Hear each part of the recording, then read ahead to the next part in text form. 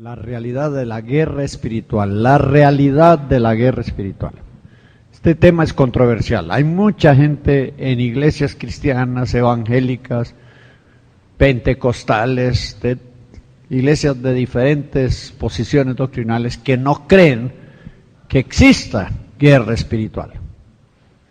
Creen que es un invento, creen que es una imaginación de mentes afiebradas. Hay iglesias que dicen que ya la guerra terminó, que cuando Cristo derrotó a Satanás en la cruz del Calvario, hasta ahí llegó la guerra, y que es solamente una invención nuestra la idea de que existe una guerra espiritual para mantener a los cristianos desestabilizados, con cierto miedo, con cierto temor de demonios y de tantas otras cosas. Hay algunas iglesias cristianas evangélicas que enseñan que Satanás está atado. Por ejemplo, la primera enseña que Satanás fue echado fuera de los lugares celestes y que ya el Satanás no opera en la esfera celeste, sino que él fue echado. Por ejemplo, Cristo dijo en Juan capítulo 12, después vamos a ver el texto, aquí están las hojas.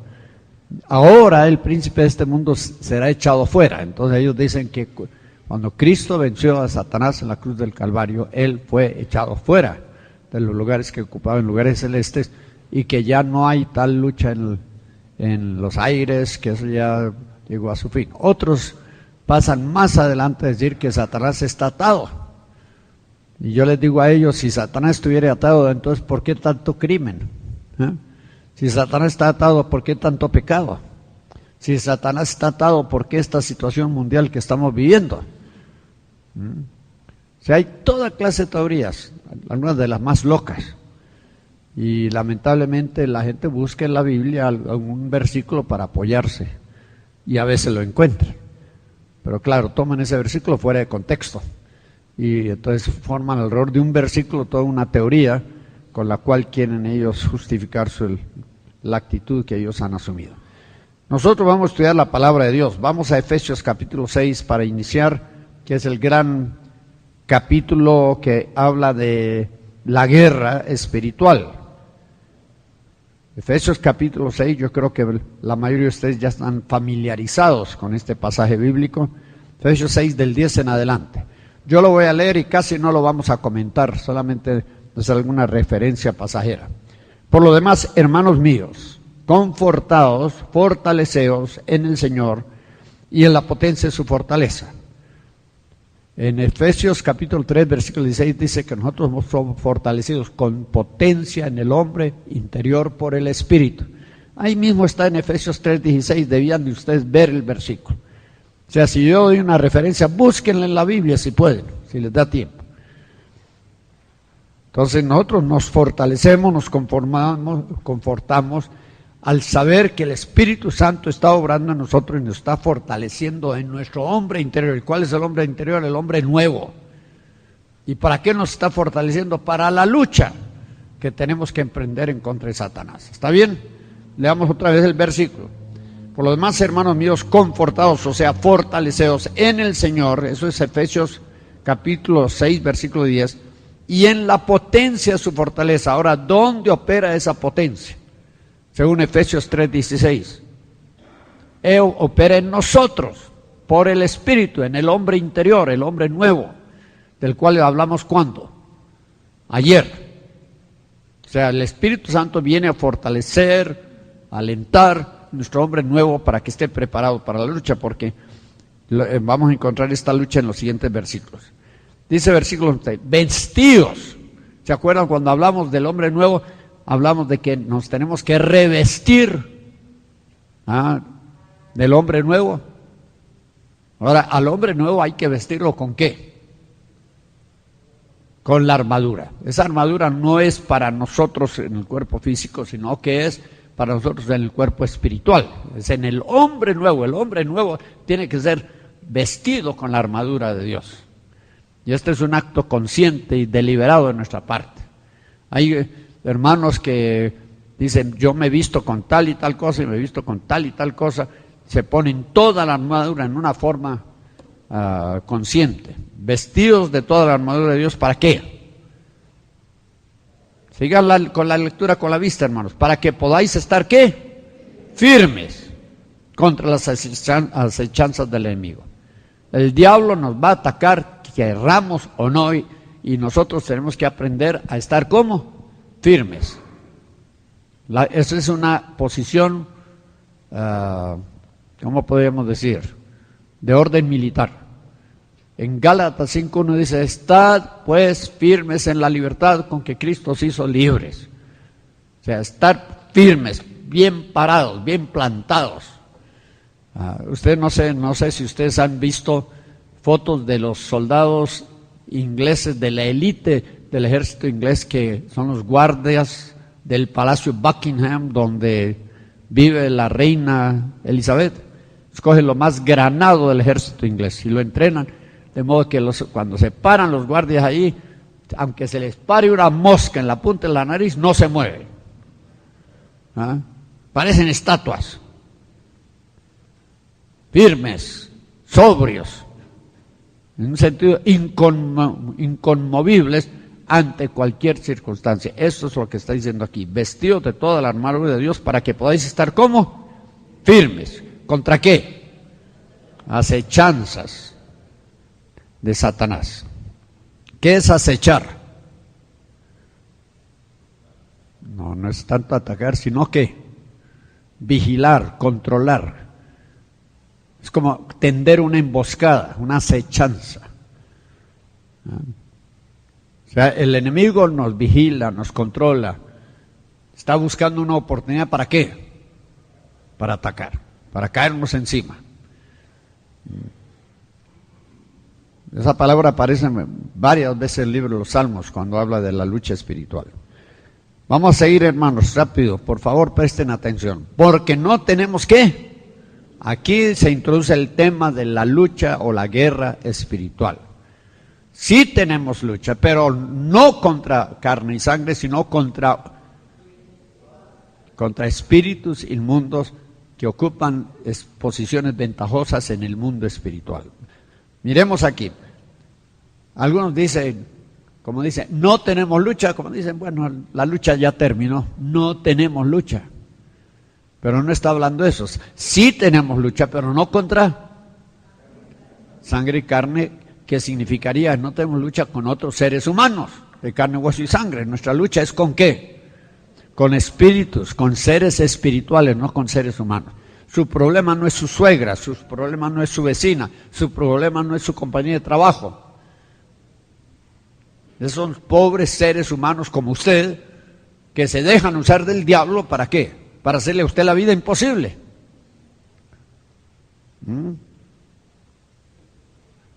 O sea, nuestra lucha no es con seres humanos, es con los espíritus que operan a través de ¿qué? De los seres humanos.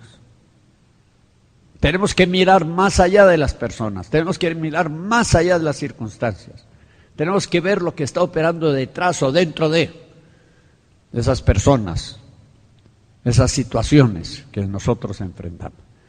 Si desviamos la atención del verdadero problema espiritual hacia la persona o hacia la situación que estamos afrontando, vamos a perder la batalla. ¿Entiende? Si por ejemplo una persona me está llevando la contraria y yo empiezo a resentir a esa persona, a odiar a esa persona, ya perdí la batalla. ¿Por qué? Porque esos sentimientos me van a paralizar para la guerra espiritual. Yo tengo que mirar más allá de la persona, ver que detrás de esa persona está operando ¿quién? Por decirlo así, el diablo. Que el diablo la está usando para hacerme imposible la vida. Entonces no la voy a emprender en contra de esa pobre persona que es un instrumento del diablo, sino que la voy a emprender ¿contra quién? Contra el diablo que está usando a aquella persona. ¿Me comprende? Así es como tenemos que manejar los problemas que encontramos en nuestras relaciones interpersonales, dentro o fuera de la iglesia, de la casa, dentro o fuera de la iglesia. Vamos a tener problemas con seres humanos, es cierto. Pero esos problemas son instigados ¿por quién? por Satanás. Satanás quiere usar a esas personas para hacernos la vida imposible. Y si nosotros nos fijamos en las personas, vamos a empezar a sentir algo en contra de ellas. Y perdemos la batalla. Pero si podemos mirar más allá de la persona y ver que nuestro verdadero enemigo no es la persona, sino el espíritu o los espíritus que están usando a la persona para dañarnos a nosotros, entonces vamos a triunfar. ¿Están de acuerdo con eso, hermanos? ¿Tenemos lucha? Sí tenemos lucha, pero nuestra lucha no es en el plano humano, es en el plano espiritual. Ahora, ¿contra quién tenemos lucha? Satanás tiene un reino perfectamente organizado que es una imitación del reino de Dios. Y noten bien, principados, que son los de más elevada condición en el reino de Satanás. Principados, potestades, señores del mundo, gobernadores de estas tinieblas y contra malos espíritus o malicias espirituales. ¿Dónde? Bueno. La lucha no es en el plano humano o el plano terrenal, la lucha es en el plano ¿qué? Espiritual. Es en lugares celestes. Y tenemos que aprender a luchar contra los espíritus malos en lugares celestes, si queremos vivir una vida cristiana victoriosa. Como individuos, como iglesias, tenemos que aprender a luchar. Claro, cuando nos introducimos a la guerra espiritual, no vamos a atacar a los principados. Empecemos con las malicias espirituales, con los malos espíritus. Porque no tenemos la experiencia, no tenemos la capacidad de enfrentarnos a los meros cabezones en el reino de Satanás. Algunos que desde el principio quieren atacar a Satanás mismo. Y Dios sabe que nosotros no estamos preparados para eso. Por eso no va a permitir que Satanás o alguno de sus lugartenientes más astutos y más poderosos nos ataquen. Dios va a permitir que seamos atacados por espíritus que nosotros pudiéramos manejar o que nosotros pudiéramos derrotar, para ir tomando experiencias en la guerra espiritual. Leamos otra vez el versículo 12. Porque no tenemos lucha contra sangre y carne, sino contra principados, contra potestades, contra señores del mundo, gobernadores de esas tinieblas, contra malicias o malos espíritus. ¿Dónde? En lugares celestiales. Ustedes vieron eso, gobernadores de las tinieblas. ¿Cómo se llama el reino de Satanás? Le dije el otro día. Se llama potestad de las tinieblas. Potestad de las tinieblas, o reino de las tinieblas. Nuestra lucha es contra un reino perfectamente organizado. Satanás ha imitado muchas de las cosas que pertenecen al reino de Dios en su afán de engañar, si fuere posible, a la misma iglesia de Jesucristo. Por tanto, versículo 13, ya sabiendo que hay una guerra declarada, que vamos a tener una lucha intensa en contra de principados, potestades, etcétera, etcétera. Por tanto, ¿qué tenemos que hacer? Tomad toda la armadura, la tenemos que tomar, la tenemos que vestir. Hay una diferencia entre armadura y armamento. A ver, ¿habrá alguna persona que sepa la diferencia? ¿Qué es armadura? Es como uniforme, es defensiva, la armadura es defensiva, nos recubre, nos protege. ¿Ustedes no han visto las ilustraciones de las antiguas armaduras que usaban los romanos y otros? Que los protegían de dardos, de flechas, de lanzas.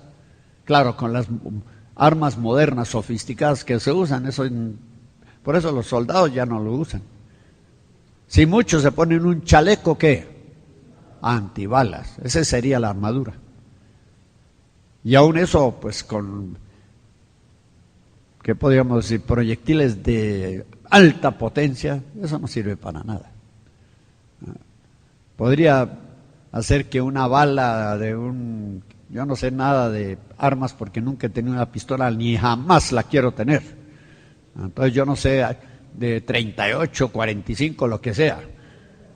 Pues las pistolas, digamos, de más bajo calibre o de más baja potencia, tal vez un chaleco antibalas proteja a la persona, pero ya con alguna de las armas que están usando hoy, esas ametralladoras, ¿cómo se llaman? Uzi, etcétera, etcétera. Eso es completamente inútil. Bueno, tomad toda la armadura de Dios. Entonces la armadura es defensiva. El armamento es ¿qué? Ofensivo. Y entre toda esta descripción ustedes van a ver que hay piezas de la armadura y también hay armamento. O sea, hay armadura para defendernos y hay armamento para lanzarnos al ataque. Bueno, tomad toda la armadura de Dios para que podáis resistir en el día malo. Y les puedo decir, hermanos, día malo va a llegar para todos. Todos vamos a tener nuestro día malo. Podemos pasar meses a un año tranquilos, sosegados, en perfecta paz, pero va a llegar el día en que el diablo nos va a dar un golpe de muerte.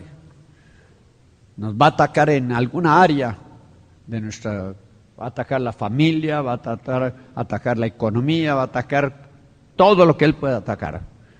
Hay día malo y tenemos que prepararnos para eso. Por eso dice así, que debemos prepararnos tomando la armadura, revistiéndonos la armadura de Dios, para que cuando venga el día malo, ¿qué podamos hacer? No sucumbir, sino resistir. Para que podáis resistir el día malo y estar firmes. Vuelve a enfatizar eso, en una actitud de ¿qué? De no rendirse, no doblegarse, estar firmes en nuestro lugar, habiendo ¿qué?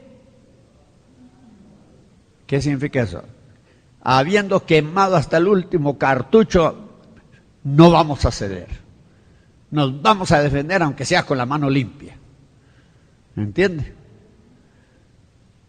Podemos arrojar todas las flechas o podemos disparar todas las balas y cuando se nos acabaron las municiones, todavía vamos a estar parados firmes en nuestro lugar. ¿Me comprenden, mis hermanos? Eso es lo que significa habiendo acabado todos nuestros conocimientos, habiendo acabado todos nuestros recursos, pero vamos a seguir firmes hasta el fin. Amén. Estad pues firmes, tercera vez que usa esa expresión, porque dice en el versículo 11, estar firmes, en el versículo 13, estar firmes, y el versículo 14, estar firmes. 3 veces Dios nos dice que tenemos que estar ¿cómo? Firmes, ni ceder un ápice. No dar un paso atrás, no retroceder, si no podemos avanzar, por lo menos que mantener nuestra posición que hemos ocupado. Estad pues firmes. Ahora empieza a describir la armadura y no la vamos a estudiar, pero esta armadura cubre al hombre desde la corona de la cabeza hasta la planta de los pies. Pero hay una parte del cuerpo que no cubre. ¿Y cuál es? La espalda. O sea, hay que hacerle frente al enemigo. Si usted le da la espalda, si sale huyendo, usted está indefenso. Porque esta armadura no cubre la espalda. ¿Lo escucharon bien? Bueno, dice, estad pues firmes, Señor, vuestros lomos de verdad, vestidos de la cota o el pechero de justicia, calzados los pies con el apresto del Evangelio de la paz, sobre todo tomando el escudo de la fe, con el cual podáis apagar todos los dardos de fuego del maligno. El maligno tiene ¿qué? Armas con las cuales también nos ataca a nosotros. ¿Y cómo llaman las armas que usa el diablo en contra de nosotros? Dardos de fuego, que el maligno va a arrojar en contra de nosotros, que si no estamos cubiertos con la armadura, ¿van a qué? Van a ser blanco de nosotros y nos van a hacer inmenso daño. Nos pueden herir y nos pueden matar. Pero noten que va describiendo toda la armadura. Ustedes han oído estudios, mensajes sobre esto, de modo que yo no tengo que profundizarme. Versículo 17. Y tomad el yelmo de la salud, que es ¿qué? Es el casco que uno se coloca sobre la cabeza para protegerla, en este caso nuestra mente. Tomad el yelmo, el casco de la salud, y ahora cambia de la armadura ¿a qué? Al armamento. Y tomad ¿qué? La espada del Espíritu, que es la palabra de Dios. ¿Eso para qué sirve? Sí, un buen espadachín se defiende con la espada. Pero ¿para qué es la espada más que todo? Para lanzarse a la ofensiva. Con la espada se ataca, con la espada se hiere. o se mata al oponente. Bueno, pero esta no es nuestra única arma. ¿Cuál es la otra arma que tenemos aquí? Versículo 18, orando en todo tiempo, con toda precaución y súplica en el Espíritu. Pues ya son dos armas que menciona aquí. ¿Cuál es la primera? La palabra. Dice la segunda, la oración.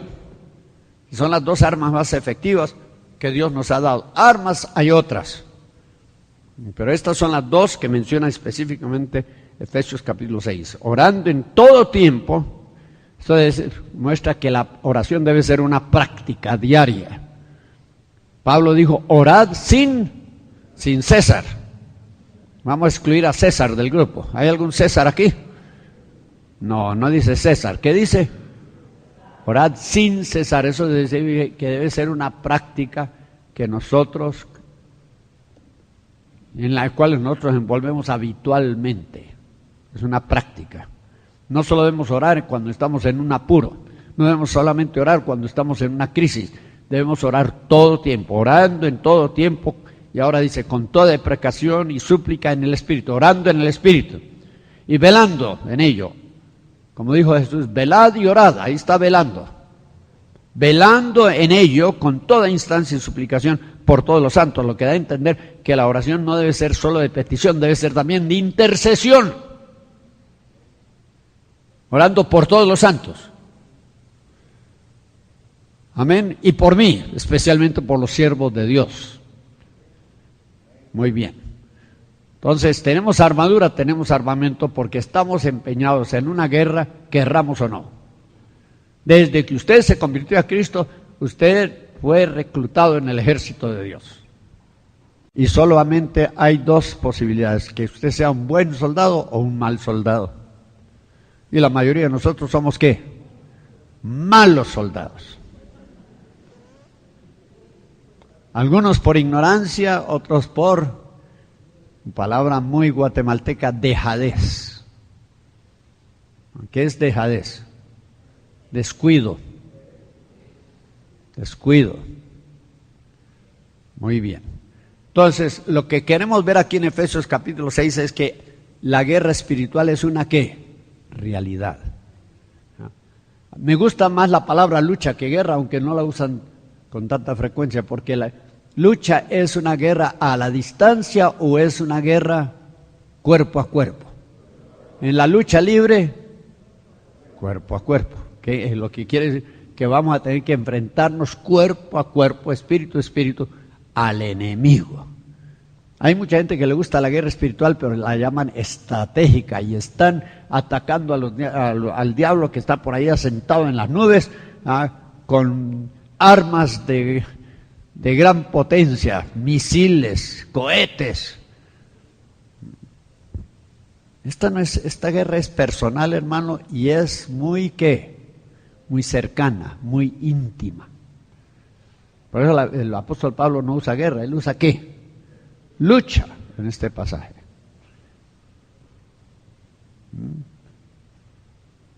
Muy bien.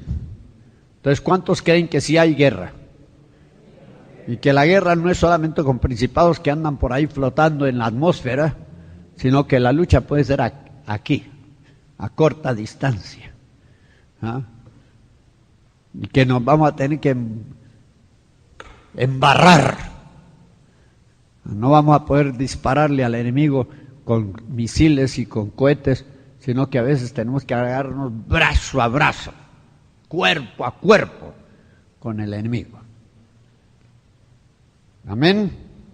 Bueno, ahora vamos a Apocalipsis capítulo 12. Recuerden que la lucha es en lugares celestes, o mejor dicho, la lucha es en el plano terrestre, pero con espíritus que habitualmente habitan ¿dónde?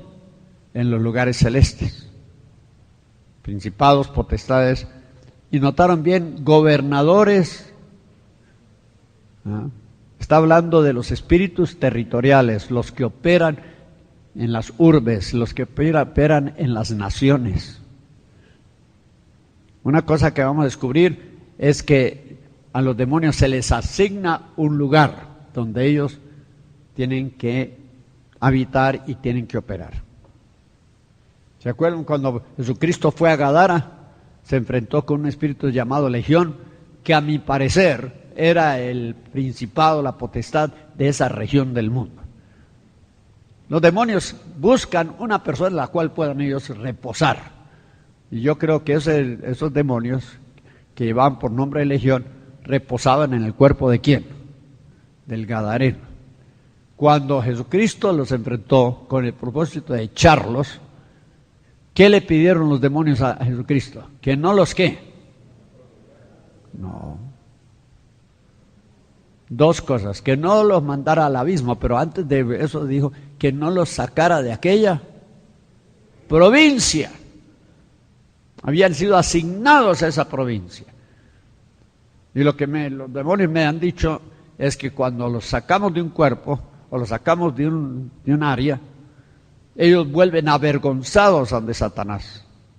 Y Satanás se ensaña de ellos, los castiga. Varios demonios me han dicho que los crucifica.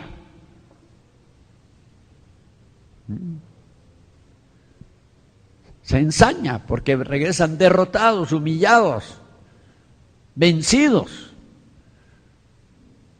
El diablo es malévolo aún con sus propios demonios. ¿Usted cree que hay amistad entre los demonios? ¿Cree que hay cariño entre los demonios? Se odian a muerte ellos. El amor no se conoce en el mundo infernal, no el verdadero amor. Hay un amor pasional, que es concupiscencia, que es lascivia, pero eso no es amor verdadero. El amor ágape o el amor fileo, eso solo existe en el reino de Dios. En el reino de Satanás lo que hay es rencor, odio, enemistad, aún entre los mismos demonios. Y este demonio le pidió a Jesús que no lo echara fuera de aquella provincia, o que no lo echara, lo arrojara en el abismo. Y pues, ellos temían las consecuencias. Volver al diablo vencidos, humillados, hermanos amados, para ellos hubiera sido fatal. Bueno, leamos Apocalipsis 2, hermanos, donde se describe la lucha en los aires. Y esta lucha, como dije yo en las notas, lástima que no la leyeron previo a esta clase. ¿Cuántos leyeron estas notas sobre la realidad de la guerra espiritual? Bueno, hemos estado sobrecargados, pero hermanos amados, esta lucha yo creo que se viene librando desde hace centurias, tal vez desde el principio de la creación. Y yo digo aquí que si los ángeles hubieran podido resolver esta guerra, ya lo hubieran hecho. ¿Por qué se ha prolongado la guerra? Cientos y miles de años. Los ángeles por sí solos no pueden vencer a Satanás y los demonios. Escúchenme bien, los ángeles necesitan de nosotros. Los ángeles necesitan que nosotros nos envolvamos en la guerra espiritual al lado de ellos. Esto es muy importante que lo entendamos, hermanos. Aquí en las hojas yo digo que los ángeles necesitan más de nosotros que nosotros de ellos.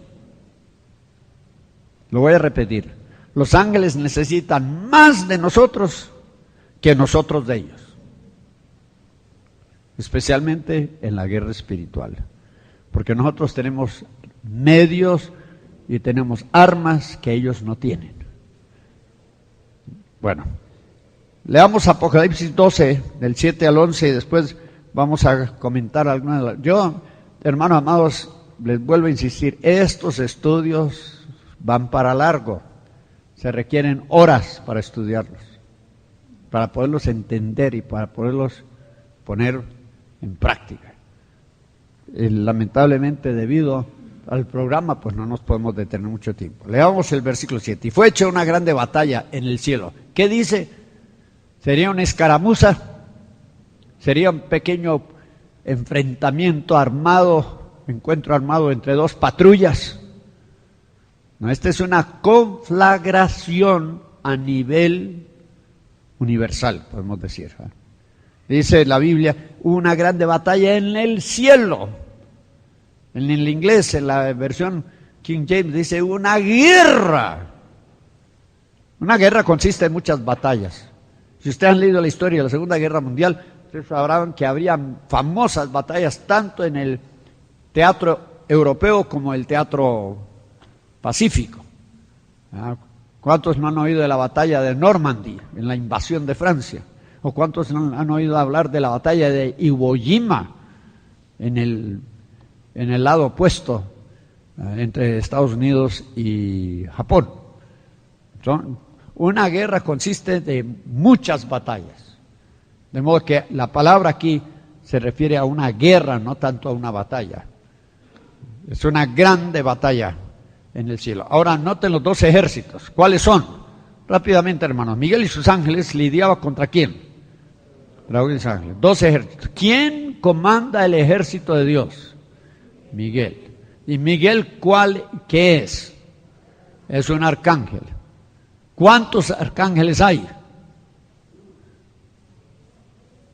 La Iglesia Católica dice que hay 7. Y aquí apunté algunos de los nombres de ellos: Gabriel, Rafael, Remiel, Sariel, etc. El único arcángel que se menciona por nombre en la Biblia es ¿quién? Miguel. En Daniel se llama uno de los principales príncipes, lo que da a entender que él es uno de varios. Que hay varios arcángeles, pero el único que es mencionado por nombre es Miguel. También los judíos le han dado nombres a arcángeles como Uriel, Jeudiel, Salatiel, etc. Entonces los judíos tienen sus arcángeles, los católicos tienen sus arcángeles, pero el único mencionado por nombre en toda la Biblia, Antiguo y Nuevo Testamento, es ¿quién? Miguel. Miguel es el ángel guerrero de Dios, o sea, es el comandante del ejército de Dios. Claro, hay un comandante en jefe, ¿y cómo se llama él? Jesucristo. Por ejemplo, el ejército de Estados Unidos en la Segunda Guerra Mundial tuvo a Eisenhower, y tuvo a Patton, tuvo a Marshall, generales. Pero ¿quién era el general en jefe? ¿Quién era el comandante supremo del ejército de Estados Unidos? ¿Quién? El presidente de la República. Pues en el ejército de Dios, el comandante en jefe es ¿quién? Jesucristo. Él es Rey de Reyes, Señor de Señores. Pero debajo de él está Miguel, y Miguel es el que dirige los ejércitos de Dios al campo de batalla. Ahora, ¿quién comanda el ejército de Satanás? Satanás mismo. ¿Y por qué? Porque él no confía en nadie. Él no le va a delegar esa función a algún lugarteniente que después se levante contra él y lo traicione como él traicionó a Dios. Es que el que traiciona teme ser traicionado. El que es desleal cree que todos les van a ser desleales. Y como el diablo traicionó a Dios, él teme que algunos de sus subalternos lleguen también ¿a qué? A traicionarlo a él. Entonces él no puede delegar la función. Él sale frente a su ejército al campo de batalla. Por eso dice aquí el dragón y sus ángeles. Y lidiaba el dragón y sus ángeles. Sigamos leyendo, versículo 8. Y no prevalecieron, y su lugar fue más hallado en el cielo. O sea, aquí está hablando de la derrota. No prevalecieron. ¿Y qué sucedió? Y su lugar no fue hallado más que en el cielo. ¿Cuántos cielos hay? Algunos dicen que hay 3, algunos dicen que hay 7. Todas estas cosas son indeterminadas, hermanos, porque la Biblia nos habla del tercer cielo, pero puede que haya 4 y 5 y 6 y 7, y pueden haber muchos cielos. Ahora les quiero preguntar, ¿dónde está el cielo? Señáleme el lugar donde está el cielo. Levante, señale, para allá, para allá. Y si uno está al otro lado de la tierra, ¿para dónde? ¿Ah?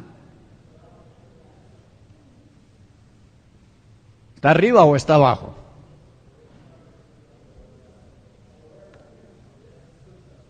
En el mundo material hay primer cielo, que es la atmósfera y la estratosfera; segundo cielo, que es ya el firmamento, y dicen que el tercer cielo es donde Dios habita. Mire, el cielo podría estar aquí mismo, solo que es otra dimensión muy diferente a la dimensión en la cual estamos viviendo actualmente.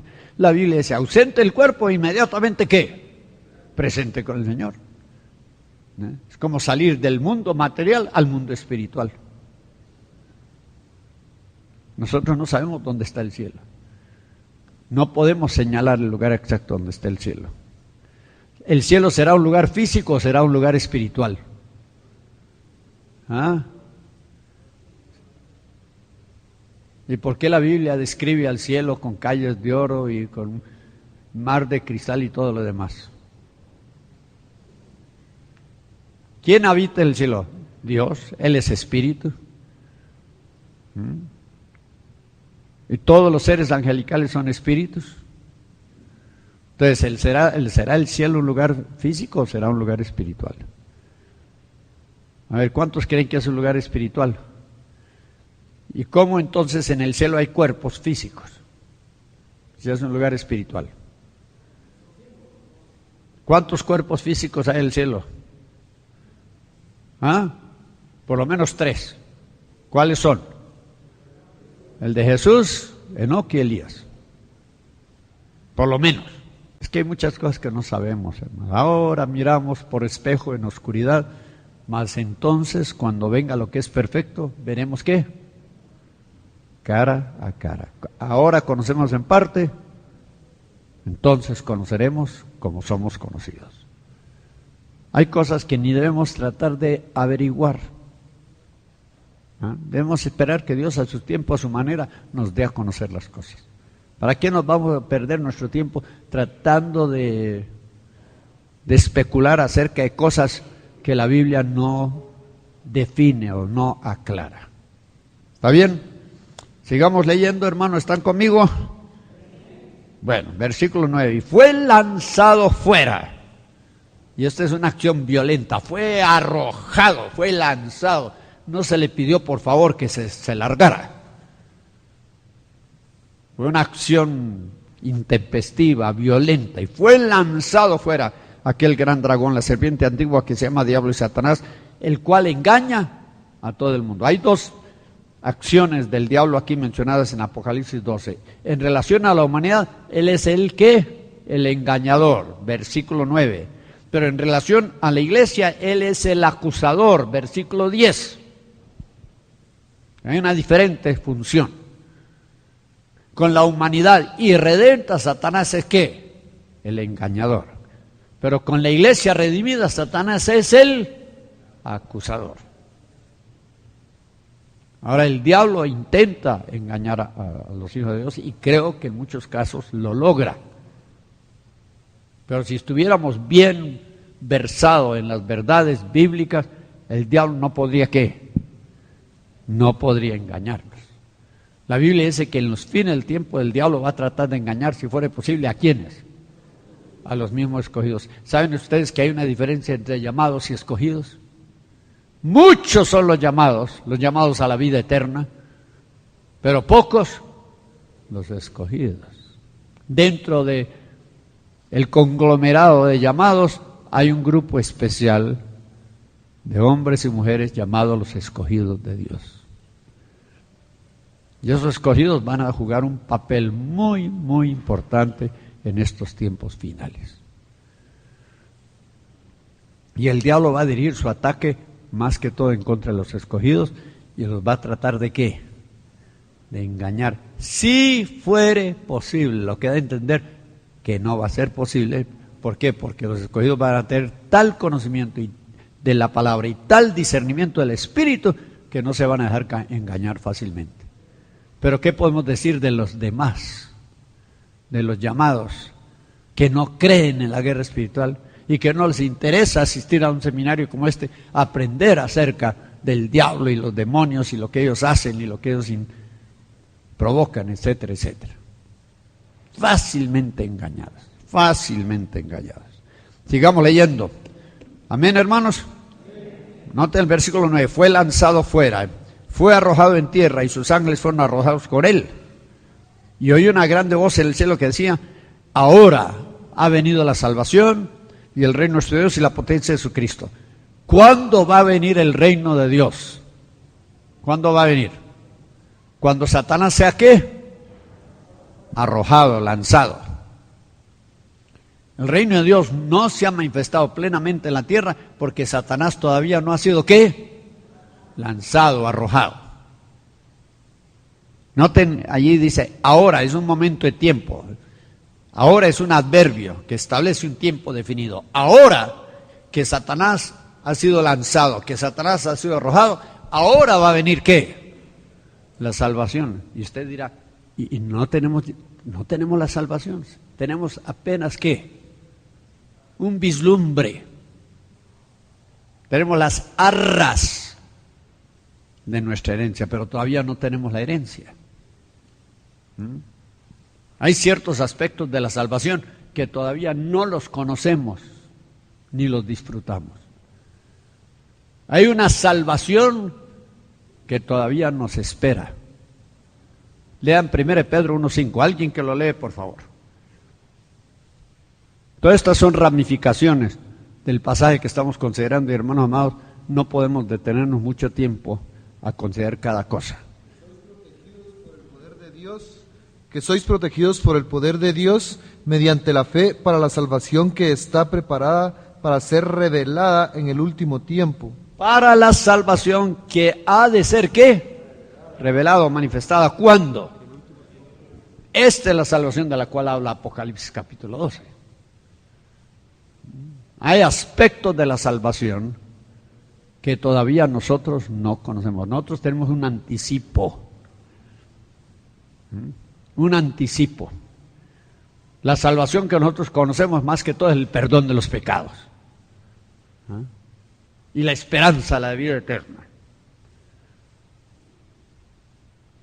Pero ustedes no han visto, miren hermano, la salvación grande que Cristo proveyó para nosotros incluye no solo el perdón de los pecados, la salvación del alma, incluye la sanidad del cuerpo, a tal grado que entramos a una salud perfecta en la cual nunca nos vamos a enfermar. Amado, yo deseo que tú seas prosperado y que tengas ¿qué? Salud. Eso quiere decir que vamos a gozar de una salud perfecta.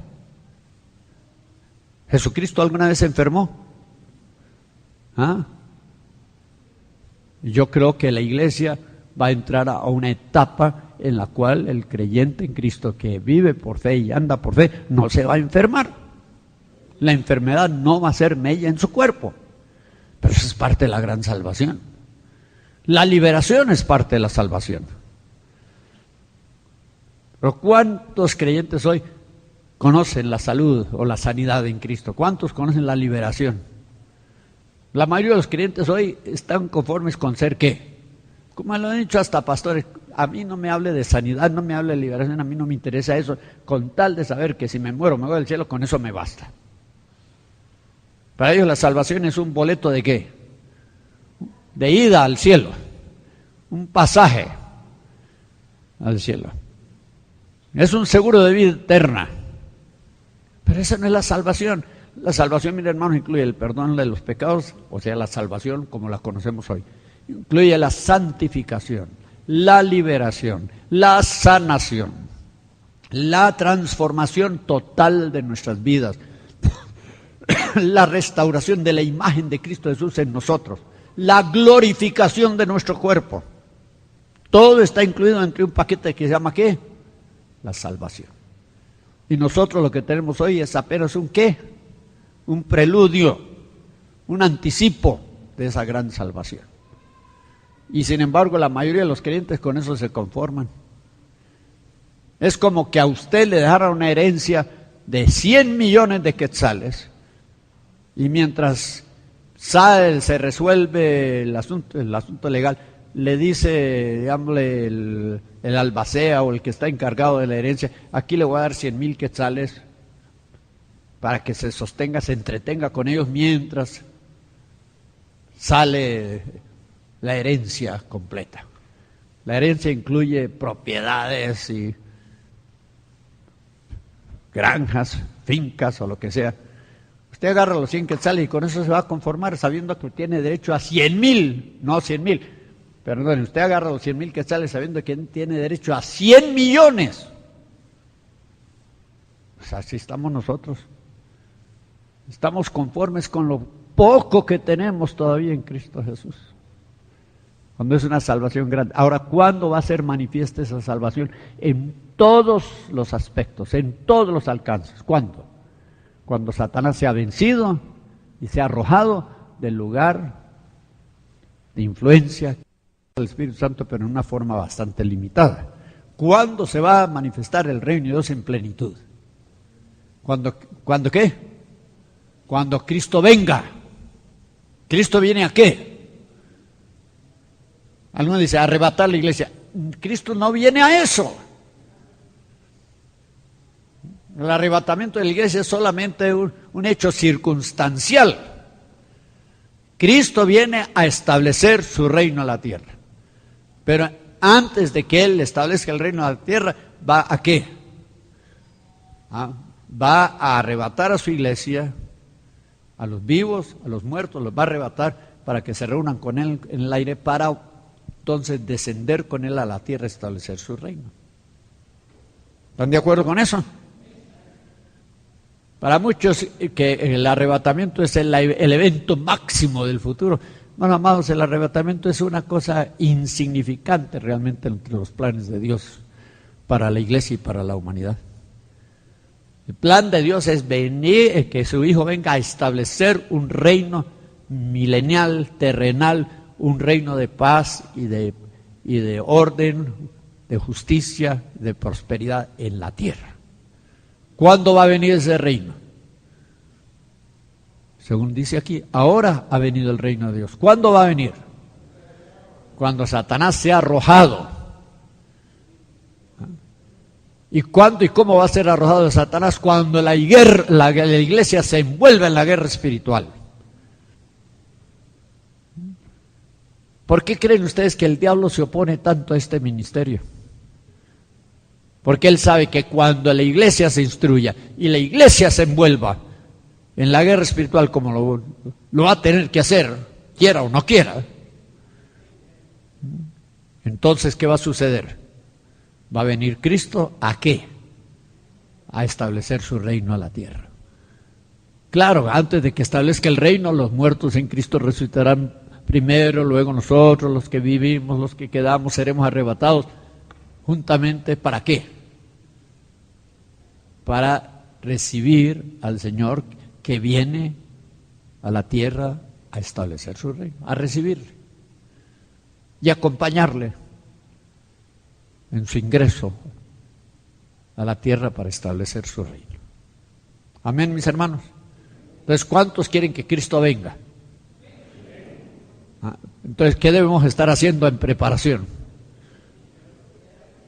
Guerra espiritual, para preparar el camino, para preparar el ambiente, para que Cristo pueda venir a establecer su reino en la tierra, sencillamente. Bueno, ahora ha venido la salvación y la virtud del reino de Dios y la potencia de su Cristo, porque el acusador de nuestros hermanos, noten la palabra hermanos, ¿acusador de quién?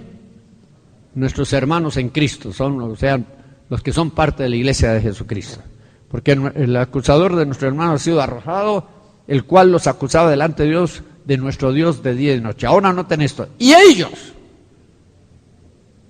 le han vencido. ¿Quiénes son los llamados a vencer a Satanás y expulsar a Satanás del lugar que él ocupa actualmente en la esfera celeste? ¿Quiénes? Ellos. ¿Cuál es el antecedente de la palabra ellos? ¿Será la palabra ángeles del versículo 7 o será la palabra hermanos del versículo 11? Del versículo 10. ¿Cuál es el antecedente más cercano? Hermanos. Entonces, ¿quiénes son los que van a vencer al diablo y arrojar al diablo?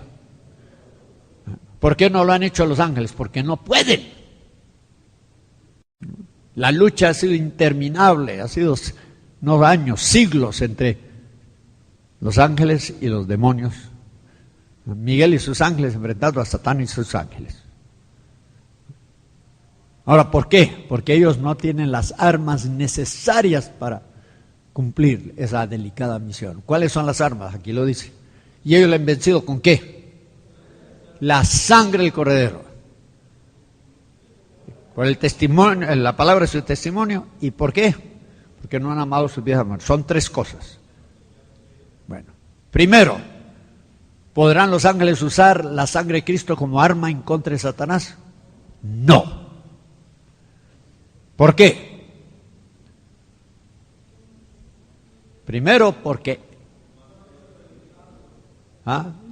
no la han experimentado ni la entienden. Los ángeles no han experimentado la salvación ni necesitan experimentarla. ¿Me comprenden? Cuando Cristo vino a cumplir el plan de salvación, ¿tomó cuerpo de ángel o tomó cuerpo de hombre? ¿Por qué no tomó un cuerpo angelical? Tenía que ser semejante a los hombres, ¿en qué? En todo, para poder cumplir el plan de salvación. Él tenía que identificarse con el hombre, porque él venía a sufrir y a morir. ¿Por quién? Por los hombres, todos los hombres de todas las razas, lenguas y naciones. Mire, hablamos en Hebreos para corroborar esto. Los que me conocen saben que yo uso la Biblia antigua, y algunos dirán, ¿y usted por qué sigue usando la Biblia antigua? Porque soy anticuado. Soy una antigüedad. Pero sin broma, yo creo que todavía la Biblia antigua, la versión antigua es la mejor de todas. Y yo hago estudio comparativo y tengo diferentes Biblias en inglés, en español, y a veces las consulto con ellas, y todavía estoy convencido que la mejor traducción es la Biblia antigua, porque no estaba coloreada por las ideas teológicas de los traductores. Por ejemplo, la versión que ustedes tienen en la mano, trabajaron personas que no eran ni siquiera cristianos, eran lingüistas, eran renombrados lingüistas. ¿Pero qué entendían ellos de las cosas espirituales? Otros eran teólogos de las escuelas modernas, o sea, como la neortodoxia, el liberalismo teológico. Y claro, ellos al leer eran influenciados, ¿por qué? Por su doctrina. Si, por ejemplo, yo le pongo a ella unos anteojos verdes, ¿cómo va a ver todas las cosas? Verdes. Y si a él le pongo anteojos rojos, ¿cómo va a ver todas las cosas? Y la descripción de ella concordará con la descripción de él. Van a ver las cosas diferentes. Y eso solo el asunto de color. Ustedes no han visto aquellos espejos que distorsionan, que hacen que una persona aparezca requete gorda y después requete flaca, y pues así son las escuelas teológicas, nos hacen ver las cosas como las mismas cosas desde diferente punto de vista. Y muchos teólogos se dedicaron a traducir la Biblia, pero claro, le dieron su, más que traducciones, interpretación. Ahora, los que tradujeron la Biblia antigua no estaban influenciados por estas escuelas teológicas modernas. De modo que por eso creo yo que es más digna de confianza. Mire lo que dice Hebreos capítulo 2. ¿Ya lo tienen? Versículo 16. Porque ciertamente, y voy a intercalar aquí, Jesucristo cuando se encarnó no tomó a los ángeles, sino a la simiente de Abraham tomó. Ahora la versión de ustedes cambia. Aquí dice que cuando Cristo vino a consumar el plan de salvación que está descrito en el versículo 14 y 15, Él tomó, pero no tomó a los ángeles, sino que tomó ¿qué? La simiente de Abraham. Él no se hizo ángel, se hizo hombre para poder redimir al hombre. Ese era uno de los requisitos. ¿No comprenden, mis hermanos? Y la explicación está más clara en el versículo 17, por lo cual debía ser ¿qué? En todo semejante a ¿quiénes? A los hermanos. Esto viene a confirmar lo que dice el versículo anterior en la versión antigua. Él no se revistió de un cuerpo angelical, se revistió de un cuerpo humano, porque era necesario que Él fuera en todo semejante a los hermanos, en todo menos su pecado, porque Cristo fue perfectamente humano, mas sin pecado. La única diferencia entre el Señor Jesucristo y cualquiera de ustedes, el hermano Elliot, el hermano Miguel o quien sea, era que Jesucristo era sin pecado. De resto no había diferencia. Él no era más bonito que ustedes, ni más. Él era un hombre común y corriente que se perdía entre una multitud. La Biblia dice, sin parecer, para que lo decíamos. Él no hubiera sido un famoso artista de cine o de televisión, no era un guapote, no era el traidito de la película. Era un hombre así, de aspecto ordinario, como cualquier ser humano, pero sin pecado, es la única diferencia. Y claro, por no tener pecado, tenía un cuerpo perfecto, una mente perfecta, etcétera, etcétera, etcétera. Bueno, ¿qué estamos diciendo entonces, hermanos? Volvamos aquí a Apocalipsis. Los ángeles no experimentan la salvación ni entienden la salvación. ¿Sabe lo que me dijo un ángel una vez en una manifestación angelical? Dijo, nosotros no entendemos cómo Dios puede amar a los seres humanos que son tan despreciables. Ese es el concepto que ellos tienen. Nosotros, ¿saben por qué? Porque nos siguen y nos vigilan y se dan cuenta de todas las barbaridades que nosotros hacemos, aun siendo cristianos. La Biblia dice que el ángel de Jehová acampa alrededor de... Aquí esto está lleno de ángeles. Usted no los ve, quizás ni los siente. ¿Y saben por qué? Porque somos demasiado, ¿qué? Insensibles. Demasiado carnales. Los ángeles mire, día y noche los ángeles están pendientes de nosotros. Y cuando usted se pega esa rabiata, ellos se dan cuenta. Y cuando usted dice esa mentirosa, ellos se dan cuenta. Y cuando usted seduce o se deja seducir para cometer un acto inmoral, ellos se dan cuenta. ¿Qué concepto pueden tener de nosotros? Yo no sé cómo Dios puede amar a los seres humanos, me dijo el ángel. Ellos no entienden la salvación.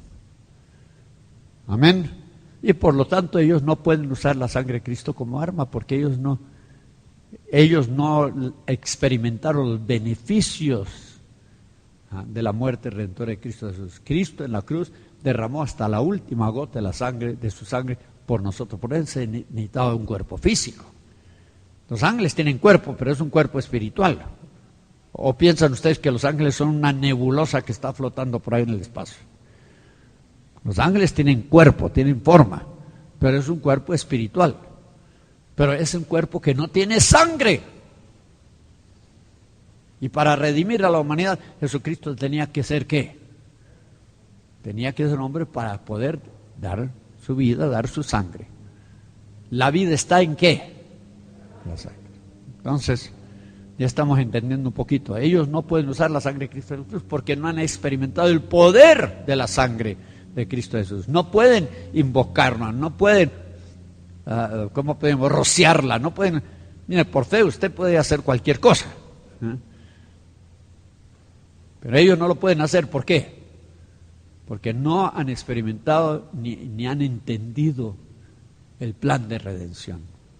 Mire, ni usted ni yo lo entendemos tampoco. Lo experimentamos y en parte lo entendemos. Pero hermanos amados, hay tantos aspectos de la redención que todavía no nos han sido reveladas. ¿No lo dice la Escritura? Ahora, ¿cuál es la segunda arma? La palabra es su testimonio. ¿Cuántos ángeles tienen testimonio personal? Se ha parado aquí en la plataforma de Cristocentro a decir, yo antes era un borracho y ahora ya no chupo. O antes era un drogadicto, ahora no me drogo. Nunca, un ángel nunca puede testificar. ¿Por qué? Y nosotros sí tenemos ¿qué? Palabra de testimonio. Con el testimonio personal de nuestras vidas, de lo que Dios ha hecho a nuestro favor, nosotros podemos vencer a Satanás. Y porque no han amado sus vidas hasta la muerte, los ángeles son seres ¿cómo? Inmortales. Dice que los que van a participar en la primera resurrección ya no pueden morir porque son iguales ¿a quiénes? A los ángeles. ¿Los ángeles cómo son? Inmortales. Y los que participen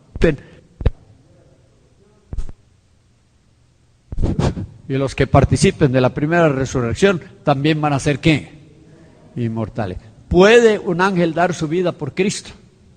¿Puede ser un ángel un mártir por la causa de Cristo? No puede, aunque quiera no puede, porque él es inmortal. Pero también dice, lea lo que dice ese versículo, hermanos. El versículo 11, y ellos le han vencido por la sangre del Cordero y por la palabra de su testimonio, ¿y qué más? Y menospreciaron sus vidas hasta la muerte. Esto también habla de la muerte a sí mismo. ¿Qué decía Pablo? ¿Yo muero qué? Todos los días. Fue ayer o antier que hablábamos del hombre viejo, que hay que amortiguarlo, hay que mortificarlo, hay que llevarlo ¿a dónde? Hay que llevarlo a la cruz. Eso es morir a nosotros mismos. Esa es la muerte a sí mismo, hermanos. Ahora, ¿un ángel puede morir a sí mismo?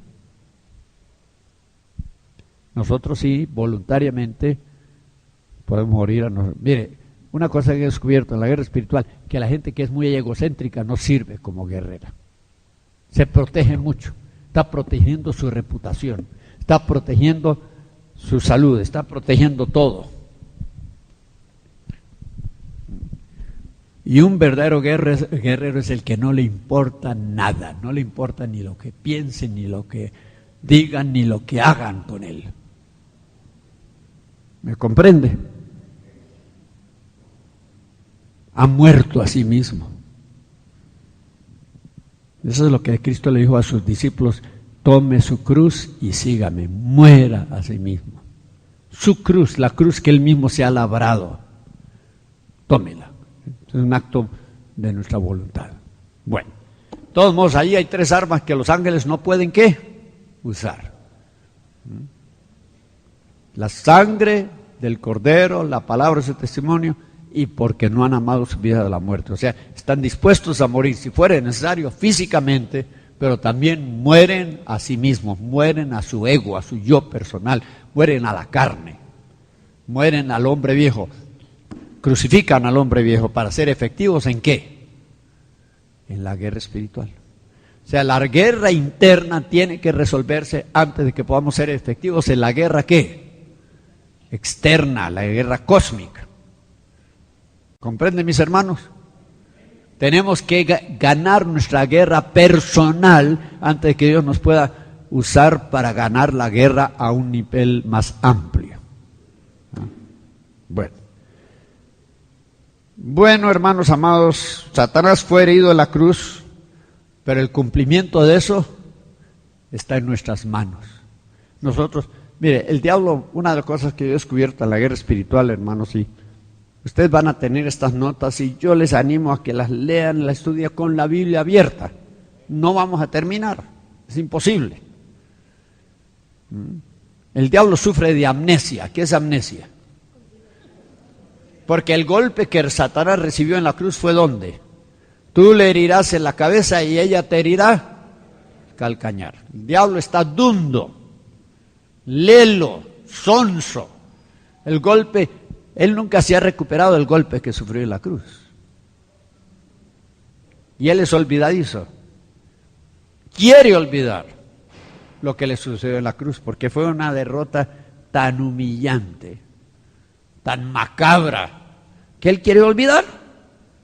Entonces, ¿cuál es la tarea de la iglesia? ¿Qué dice Efesios 3:10? Efesios 3:10. ¿Qué dice Efesios 3:10 acerca de esto? Para que la multiforme sabiduría de Dios sea ¿qué? Fue notificada o dada a conocer por la iglesia ¿a quiénes? Nosotros tenemos una tarea de mantener al diablo informado acerca de qué tema. La multiforme sabiduría de Dios. Y noten que es una notificación. El juez toma una decisión y le encarga a ciertos, ¿qué podríamos decir? Oficiales a que notifiquen esa decisión. Cristo hizo la obra de la cruz, pero ahora la tarea de nosotros es ¿qué? Notificar. ¿Ah? Y tenemos que mantener al diablo notificado, porque de un día a otro él olvida. ¿Ah? Y le tenemos que notificar acerca de la sabiduría de Dios. Vayamos a 1 Corintios y vamos a descubrir cuál es la verdadera sabiduría, la sabiduría de Dios. En 1 Corintios capítulo 1, 2 y 3 habla de dos clases de sabiduría, la sabiduría humana y la sabiduría divina. La sabiduría humana, según el libro de Santiago, esta sabiduría no es la sabiduría que viene de lo alto, sino que es ¿qué? ¿Qué es? Pero diga las palabras despacio. Animal, terrenal y sensual o diabólica. La sabiduría del hombre, mire hermanos, muchas veces no viene de Dios. ¿Usted cree que es la sabiduría de Dios que el diablo está usando para crear estas armas de destrucción masiva? ¿Ah? ¿Será la sabiduría de Dios que el hombre ha usado para crear armas nucleares y armas biológicas y armas químicas para destruir a la humanidad? ¿Será la sabiduría de Dios la que el hombre está usando en todo esto de tomar lo que Dios creó para alimentación o para nutrición y convertirlo en una droga para destruir a la humanidad? No, hay sabiduría humana cuyo origen es diabólica y hay sabiduría divina. Ahora, ¿dónde está concentrada la sabiduría de Dios? Rápidamente, hermanos, tenemos que terminar. Capítulo 1, versículo 21. Porque por no haber el mundo conocido en la sabiduría de Dios, a Dios por sabiduría, agradó a Dios salvar a los creyentes por la locura de la predicación. Porque los judíos piden señales y los griegos buscan sabiduría, mas nosotros predicamos a Cristo crucificado, a los judíos ciertamente tropezadero y a los gentiles locura, empero a los llamados, así judíos como griegos, Cristo es ¿qué? Poder. Y también Cristo crucificado es la sabiduría de Dios. ¿Lo oyeron bien? Lean otra vez el pasaje y se van a dar cuenta. En el versículo 23 dice, mas nosotros predicamos a Cristo crucificado. Para unos tropezadero, para otros locura, pero para nosotros que somos llamados, Jesucristo es sabiduría de Dios. ¿Pero cuál es Jesucristo? ¿El histórico? No. Jesucristo crucificado. Está hablando de la obra redentora que Cristo ejecutó en la cruz del Calvario. Ahí está encerrada la sabiduría de Dios. Ahora pasemos al capítulo 2, versículo 6. Empero hablamos sabiduría. ¿Cuál sabiduría? Jesucristo, sabiduría de Dios. Pero Jesucristo crucificado, sabiduría de Dios. Nosotros hablamos esta sabiduría entre perfectos y no sabiduría de este siglo, ni de los príncipes de este siglo que se deshacen, mas hablamos sabiduría de Dios en misterio, la sabiduría oculta, la cual Dios predestinó antes de los siglos para nuestra gloria, la cual ninguno de los príncipes de este mundo, ¿quiénes son ellos? Pueden ser los principados y potestades o los regentes o reyes terrenales, o sea, los principados en lugares celestes y los principados en lugares terrestres, porque de los dos habla la Biblia. Por ejemplo, en Romanos 13:1, cuando habla de los gobernantes humanos, ¿qué dice? Que nos sometamos ¿a quién? A las potestades superiores. Ahí no está hablando que nos sometamos a los demonios, sino que nos sometamos a los gobernadores y magistrados que Dios ha puesto sobre nosotros en autoridad en asuntos civiles. ¿Lo están captando, hermanos? Aquí dice, cuando dice, la cual, versículo 8, la cual ninguno de los príncipes de este siglo conoció, no solo se está refiriendo a los gobernantes humanos, sino también a ¿qué? Las potestades satánicas. Ahora ellos no conocieron la sabiduría de Dios. Oigan bien lo que dice aquí, porque si lo hubieran conocido, ¿qué dice? Nunca hubieran crucificado al Rey de la Gloria. Es que la cruz era una trampa que Dios le tendió al diablo. ¿Y cuál era el cebo?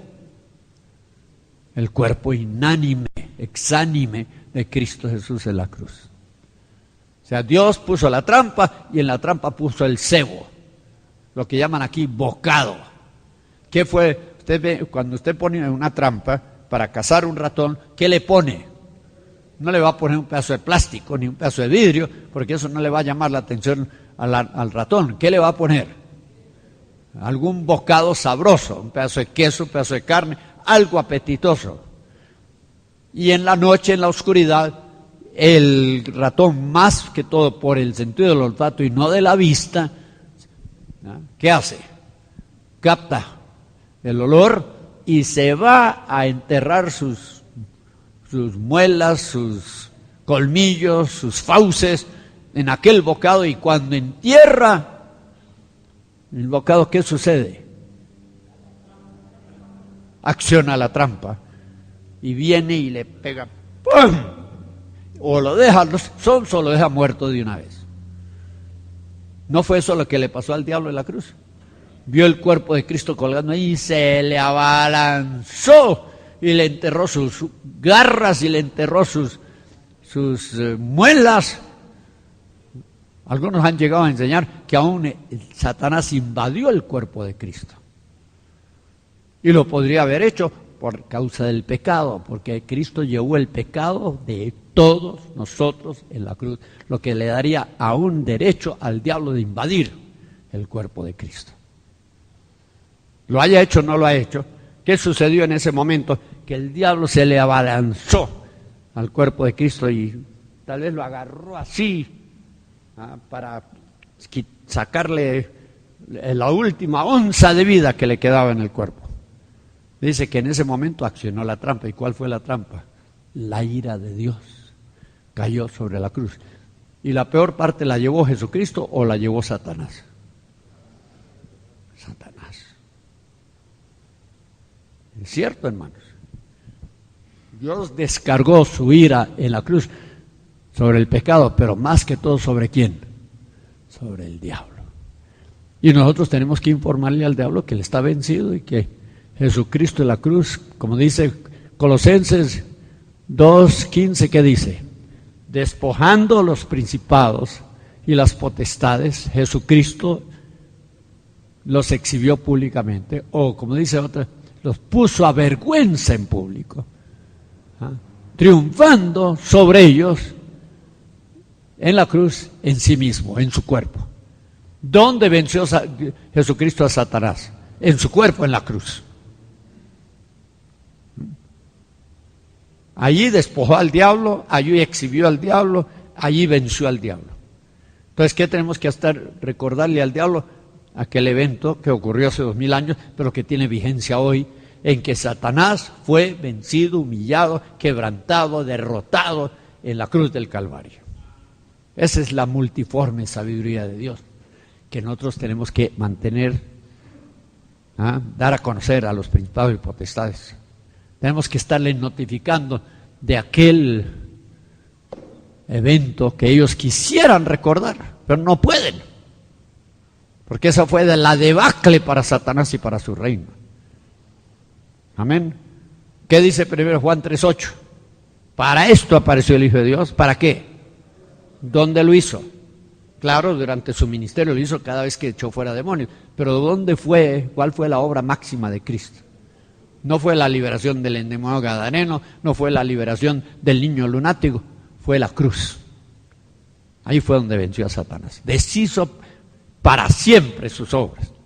Ahora aquí Hebreos 2:14-15, el pasaje que vimos anteriormente, por cuanto los hijos participaron de carne y sangre, de un cuerpo físico, él tuvo que participar de lo mismo, se tuvo que revestir de un cuerpo físico para destruir por la muerte al que tenía el imperio de la muerte, es a saber quién.